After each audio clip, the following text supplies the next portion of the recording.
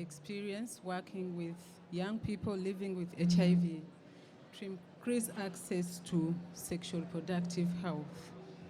My name is Namusoke from Uganda.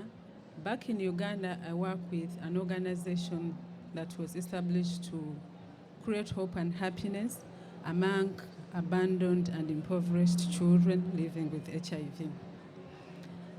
Today, I'm here to share with you some of the things that we do, some of the things that we try to put in place to make sure that we create hope and happiness among children that were born and living with HIV. I'm supposed to be having some of them here, but they've just got excited with the Global Village activities. Today, I'll briefly tell you more about what People in Need Agency is all about and what we do.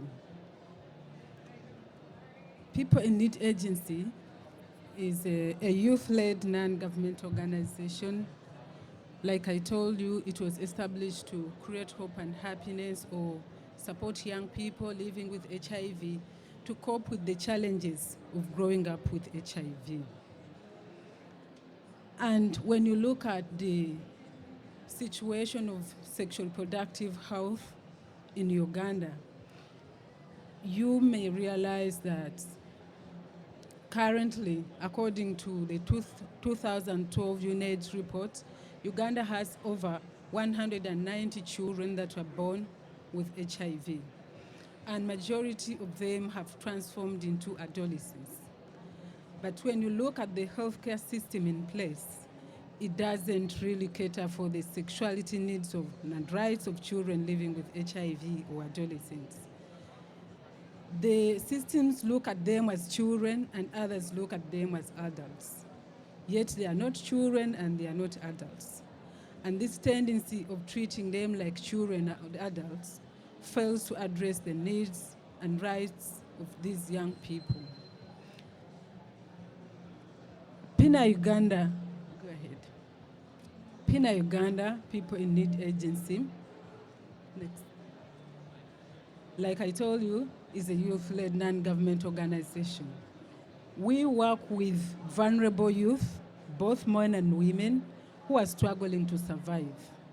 We work closely with marginalized HIV-positive youth and children who are in need of psychosocial and economic empowerment to cope with HIV. Like I told you, these children are born orphans, and there's no one to take care of them, no one to remind them to take the medications every day.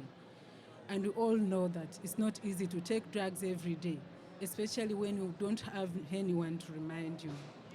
Next. It was never anticipated that young people can be born with HIV, grow through childhood, and then finally adulthood. And in Uganda, most people think that maybe these kids died and they are not there, when actually they are there, struggling to grow like any other person. Most of them have not had a chance to go to school because communities tend to think that they're either going to die tomorrow or the other day. Many of them do not see the value of sending them to school because they are going to die. But what we do at PINA Uganda, we try to tell them that they are not going to die the following day like what some other people tell them. And this is what has really helped us to inspire them. And this is why they've even been able to get involved in 2 different activities, like how I'm going to explain to you how we use them to expand sexual reproductive health. What we do, we mentor them in sexual reproductive health information, we mentor them in public speaking, we mentor them to counsel their fellow positives. And after the mentorship, they go to hospitals. We work with different healthcare facilities. We identified 3 healthcare facilities, and that's namely Joint Clinical Research Center, Maldmay, and Deje Health Center FOM. These kids are very instrumental. They visit healthcare facilities on adolescent days and teach fellow HIV-positive youth on issues related to sexuality. They don't stop at healthcare facilities, they follow them in their homes. and see whether these kids are adhering very well to their treatment. They refer them to where to access prevention of mother-to-child transmission services. They follow them up and even advise them on how to treat their babies, good nutrition, and other health-related activities. We all know that because of the rapid enrollment of antiretroviral therapy, that is why these kids have been able to survive and they're living normal lives like any other person. Next. I told you that 150 children are living with HIV, according to the UNAIDS report of 2012. But despite all this, despite all the research, and despite all the evidence that young people involved in unprotected sex because of inadequate information to enable them to protect themselves, the healthcare facilities in Uganda do not really address their sexual needs. I talked about this. Next one. And above all, Uganda has very nice policies in relation to sexual reproductive health. They're very good policies. But there is a very big divide between policies and healthcare programs. These young people still have issues, especially from health workers.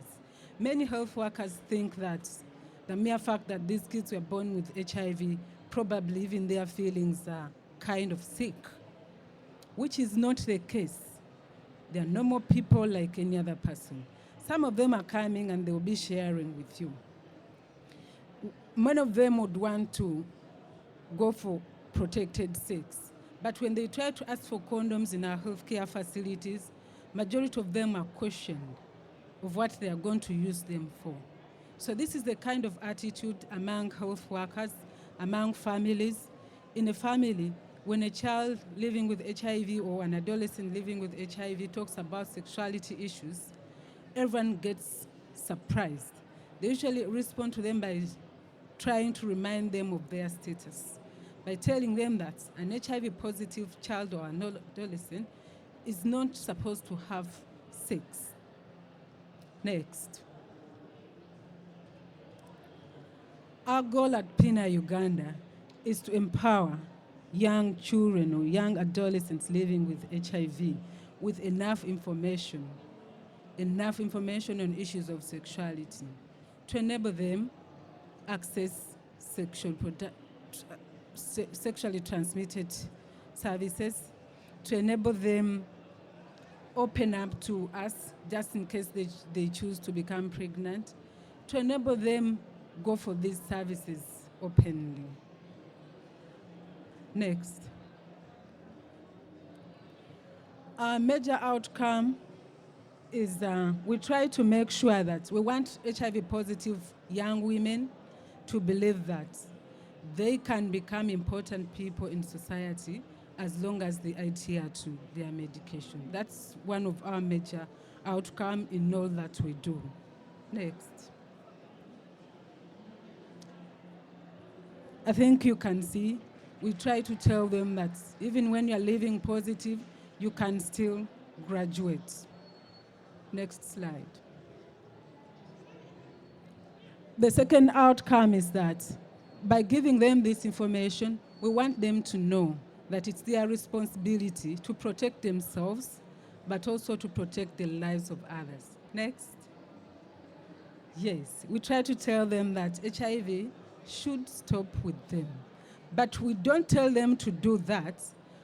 We assume that when you give them enough information about issues of sexuality, they'll be able to make decisions by themselves. But many times we expect them to make rational decisions, yet we don't want to give them enough information. We also tell them that when you get somebody and you really have interest in this person, you can still find a way of disclosing to them. But many times, policies, programs, expect these young people to disclose without empowering them to do it. It's very difficult to disclose your status, especially to people whom you don't even know how they are going to react about it. Next. I'll tell you how we do it. We try to provide enough information about sexuality issues. We talk about conception, we talk about relationship through peer support group meetings. We meet and discuss, and these meetings are usually headed by fellow young positives. Sometimes we invite in counselors, sometimes we invite in doctors to come and share with us. But we make sure that most of the sessions are led by young positives.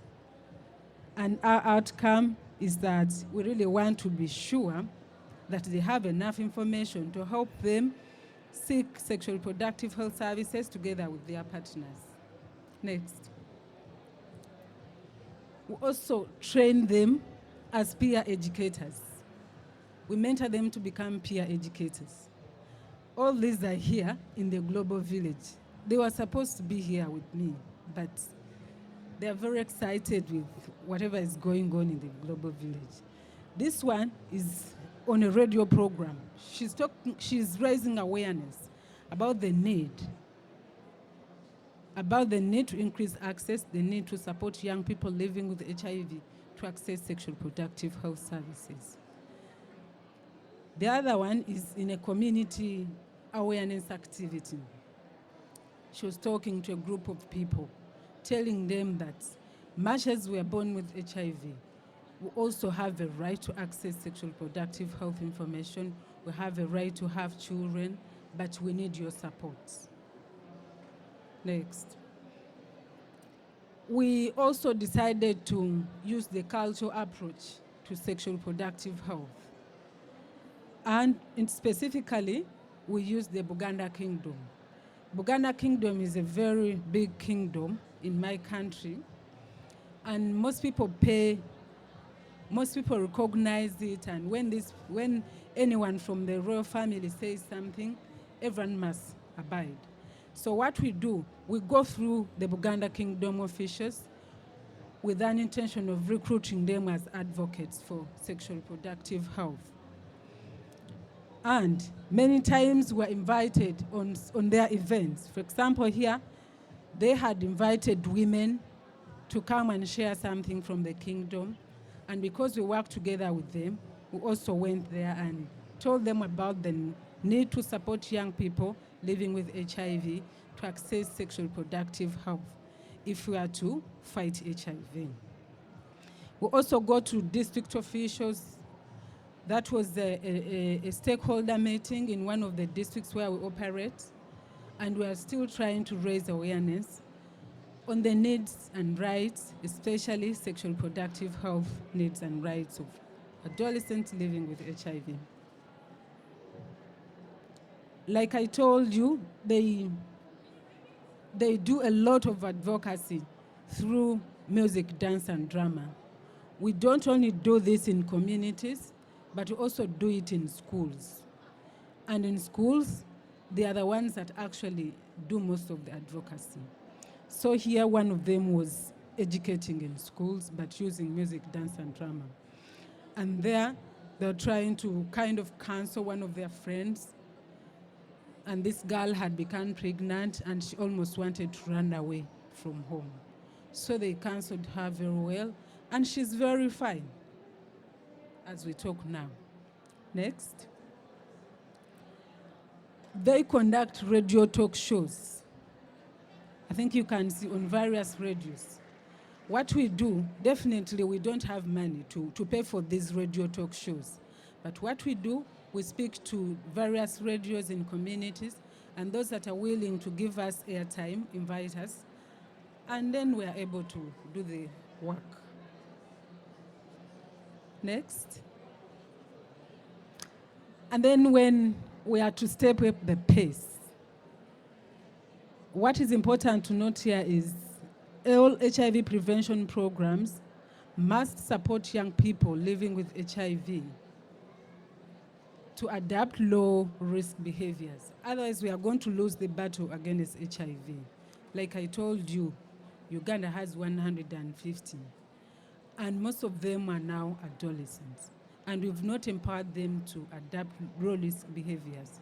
So what is likely to happen? I think there is need to support them such that they feel responsible to protect themselves and their partners, and to understand and have an attitude that they can achieve their dreams by adhering to antiretroviral therapy. Next. We're very grateful to UNAIDS, UNICEF, Office of the First Lady in Uganda, the International AIDS Society, and the Women Networking Zone for inviting us to share.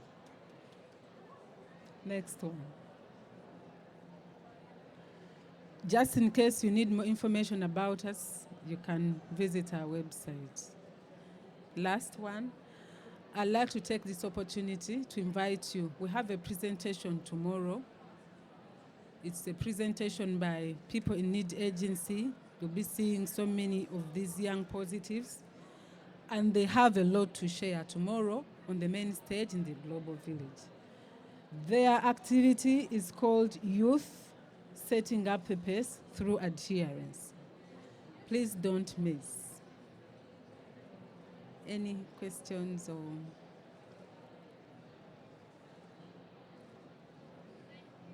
Yeah.